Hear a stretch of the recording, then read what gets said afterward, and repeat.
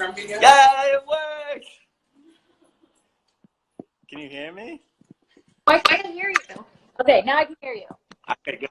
You know, so, Hi. awesome. Nice shirt, too. Yeah, buddy! Cool. So, I just wanted to get you on here, basically, and have a conversation about, you know, our new shirt, All Bodies Are Good Bodies, and just basically get you on here to tell your story. So, I've known you for a little while now, and I'm sure a lot of our followers know you, too, but go ahead and talk a little bit about your story, like how you got involved in fitness, you know, a little bit about what you've been through. So I didn't start out in your typical transformation story. A lot of people go from, you know, 200, 250 pounds down and everyone is really impressed. I had a transformation the other way. I went from about 120, 130 down to 95 pounds. Holy cow. How tall are you?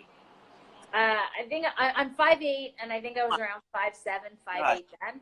That's tiny. It wasn't pretty. I will admit that. You guys put up, thank you so much, on your story. You put up one of my transformation photos. Yeah. You can see how bad it got. I mean, I was always into sports. I remember picking up a basketball when I was 4 and not putting one down until I picked up a weight. Like, basketball was always my thing. But as I got older and something, you know, switched in my brain when I was 11, I started my first diet. I started cutting calories without even knowing what a calorie was. I just saw what I was eating and then started eating less and less and less and less until finally at 15 years old, my parents put me in the hospital because they were genuinely concerned for my health and well-being. So you were just in high school then, and then that's wild. So yeah. What, like, we just had one of our friends, Jackie, on the podcast. It'll be out soon, but shout out for Bluffer Speakeasy. But, like, she had a similar story, and I didn't realize this. Like, she was basically 9 or 10 when, you know, the thoughts started coming to her about cutting calories and, you know, deficit or anything like basically not eating as much. Was there something that you think like triggered it or something like that, or was it just like there? I mean, I don't think it was just there. I think I started a new school when I was in 5th grade, and I didn't know what to do with myself. I didn't know whether, because I loved sports, but it seemed like none of the girls were into it. All of the girls were into the boys that played sports. So I'm like, well, I don't have that going for me, because all I want to do is play with them. I'm not interested in being attractive to them. But then I saw that the girls were all like a size 0 and 00. It was a private school. So I said, well, I guess that's what I have to do. I have to play like a boy but look like a girl. So I just started dieting. And the other thing I think contributed a little bit to it was that my father had Lou Gehrig's disease.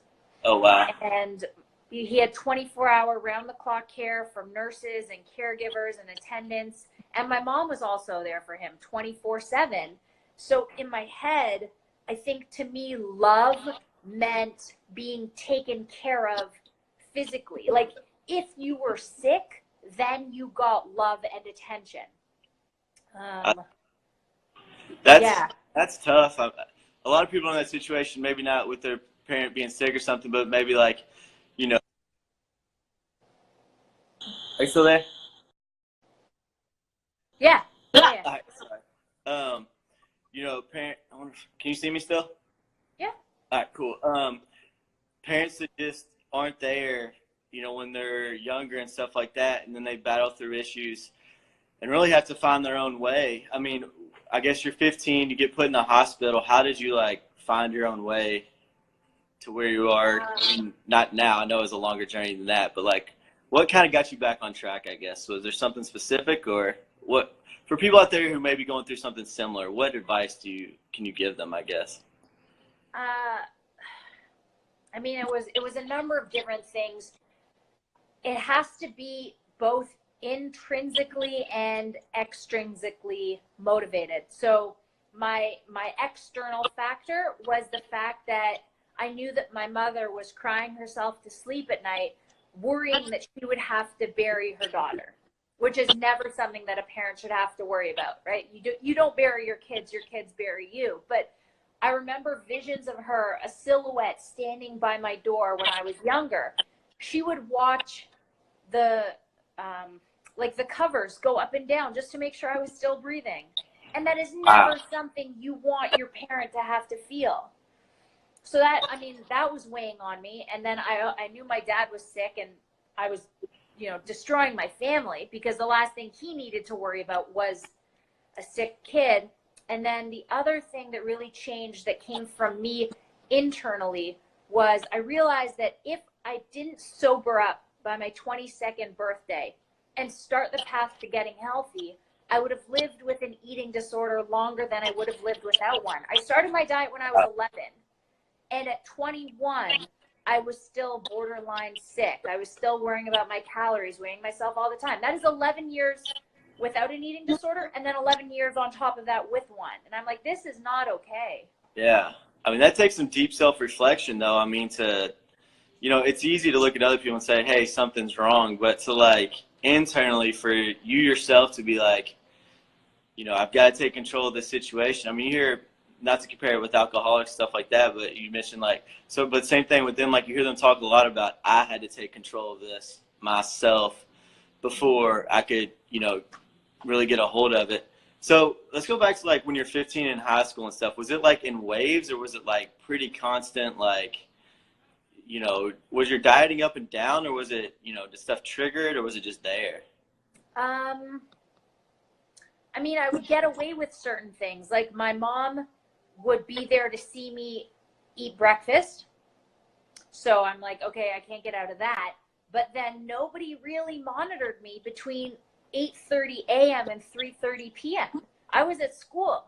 So during lunch period, I could leave for the first 15 minutes, tell my friends when I came back that I was meeting with a teacher about like 800 different subjects. So I could be gone 5 days a week for the first 15 to 20 minutes, but really just walk around the school or run around the school, and then be like, no, guys, I ate. Like, I'm cool. I'm just going to hang out and talk to you for 45 minutes. And then, they wouldn't ask questions. Yeah. And once we got to grade 11 and 12, we were allowed to go off campus. So it just so happened that the Jewish Community Center was down and then up the hill. So I would bring my rollerblades to high school.